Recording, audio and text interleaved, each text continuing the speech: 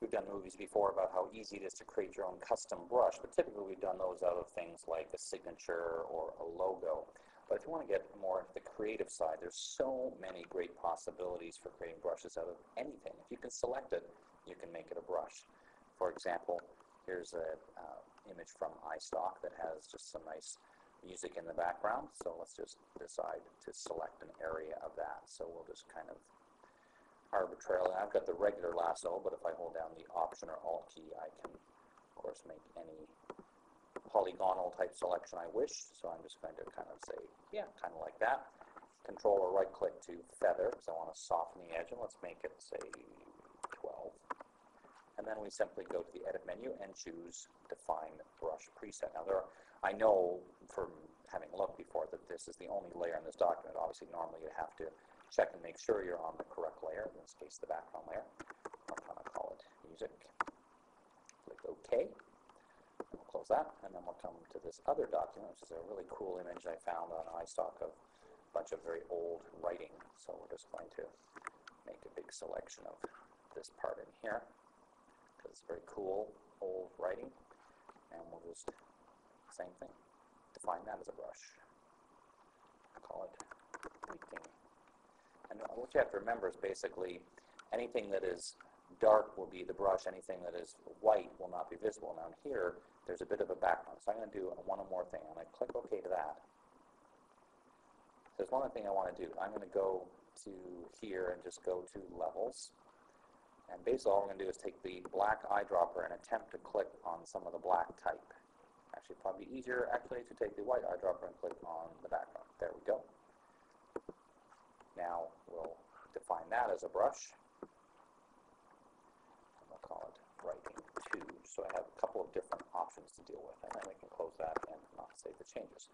So back in our main image now, we're going to create a new layer so we can start to put some of these brushes on here. And let's just initially create a white brush. We'll go to our brush, go to the bottom of the layers palette. There's our music brush we created previously, set to that full size, but like any brush, obviously that's way too big. So now we can shrink the size down considerably. That's too small. We want somewhere in the middle. As I say that, it still gets giant size again. Okay, something like that. And we just click and we get this very cool looking image. And of course it's on a layer, so we could fade the opacity. And it just happens by total fluke, because this was not a plan.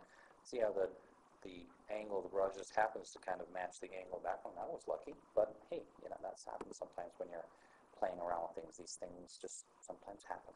So let's check out our other brush. We'll hide this for a moment and go and see what our brush with the writing looks like. So back to our brush tool and find the first one that looks like the writing. And now it's again very, very big, but I'm going to shrink it down just a little bit. But this is the beauty of starting with something that's too big, is of course you can always shrink it down. So let's do it this way, it'll be a little quicker. I could either make a little paragraph of text very small like this, click. That looks pretty cool. Or make another new layer and hide this one. And go back to our other one. Okay, see, that was the one that had the original background. Still not too bad, but I'm going to use this one just to compare. Oops, I want to go back here. And it's still very, very big, so it's going to be more than I need. But that's not the end. I can also go and let's pull in this brushes palette.